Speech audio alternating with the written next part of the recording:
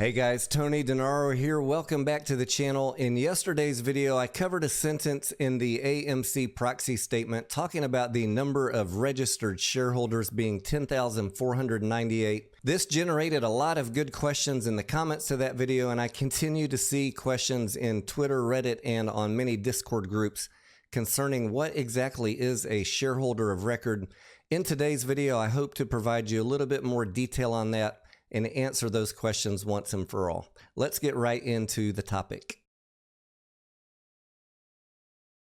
To start us off, I'm quickly going to talk about the difference between the wording in the 2021 proxy statement and the 2022 proxy statement. We'll start off with the most recent one. Again, it says, as of the close of business on April 21st, 2022, there were 516 million shares of common stock issued and outstanding held by 10,498 registered shareholders. Let's look at the difference between that wording and the wording from the proxy statement from the previous year, which says, as of the close of business on June 2nd, 2021, there were 501 million shares of common stock issued and outstanding held by 1,681 holders of record. So again, the difference between those being this one says registered holders and this one says holders of record. First of all, I'd like to set the record straight that these two different terms, holders of record and registered holders, are used interchangeably and they mean exactly the same thing. Just to put your mind at ease and not just take my word for it, I'm going to put a link to this document from Computershare in the video description. This is their FAQ and it says, what is a registered shareholder? A registered shareholder, which again, remember, is the 2022 terminology used by AMC in their proxy statement, also known as a shareholder of record. Again, that is the wording used in the 2021 AMC proxy statement. Registered shareholders, also known as shareholders of record, are people or entities that hold shares directly in their own name on the company register. This means that despite the slight wording difference in the two different years' proxy statements, these are exactly the same terminology. Now that we got that out of the way, the question becomes, why is the number so low? How do 10,498 shareholders of record hold 516 million shares of stock? Does that mean that there's only 10,000 retail holders of AMC stock in 2022? Does that mean there were only 1,600 shareholders of record in 2021? The answer to that lies in understanding that brokers are also considered shareholders of record. Remember in that definition from Computershare, when they said individuals or entities, well, the entities that they are referring to are the brokers. Now, there are 100 different websites where you can go verify this information for yourself on the internet, but I'm going to put one in the video description for you and talk about it so that we can understand that shareholders of record also include brokers. Let's get this document up on the screen so that we can talk about it. Becoming the holder of record, item number 1, through a brokerage firm.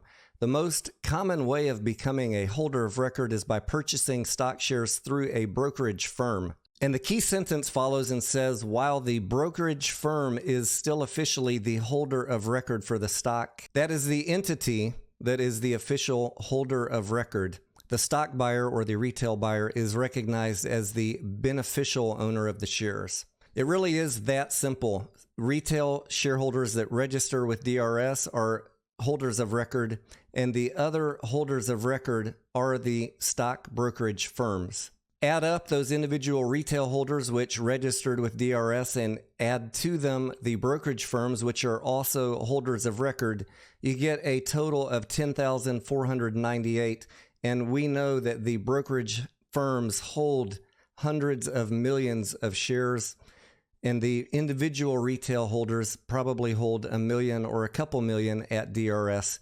Total between individuals and brokerage firms, holders of record, total up to 516 million shareholders. There's one final clue which you could find if you read through the AMC proxy statement, where they talk about beneficial owners are stockholders who hold their shares through a brokerage account, bank, or other record holder. Again, another reference that brokerage accounts and banks are considered record holders. Why does all this matter? Because a quorum is required to conduct business at an annual shareholders meeting. And as it says here in the AMC proxy statement, stockholders of record holding shares of common stock constituting 1/3 of the shares issued and outstanding and entitled to vote shall constitute a quorum. So whether you are a registered shareholder directly with DRS or a beneficial owner voting through your brokerage house, which is also a registered shareholder, your vote will count towards that quorum requirement. I know that this can be very confusing, and I'm happy to see you guys asking questions. I do want you to reflect back to the 2021 statement, though, and just ask yourself the question, do you really think that there were only 1,600 shareholders of AMC stock in 2021? Does it make sense that there's only 10,498 shareholders in 2022? If we just think using common sense and reflect back to the information that I've provided in this presentation, I hope your mind is set at ease that no, there were not only 1,600 shareholders of AMC in 2021. There's certainly not 10,500 in 2022. As Adam Aaron said, there are over 4 million shareholders of AMC stock. The reason for the seemingly low numbers of 1,650 in 2021 and 10,498 in 2022 is that the brokerage firms representing hundreds of millions of shares also count as holders of record. If you still have any questions, feel free to drop them below in the comments. I want to thank you for watching. Again, I am Tony Denaro. Don't forget to buy and hold that subscribe button, and I will see you on the next video. You're talking like you think you're right. You think that I'm afraid.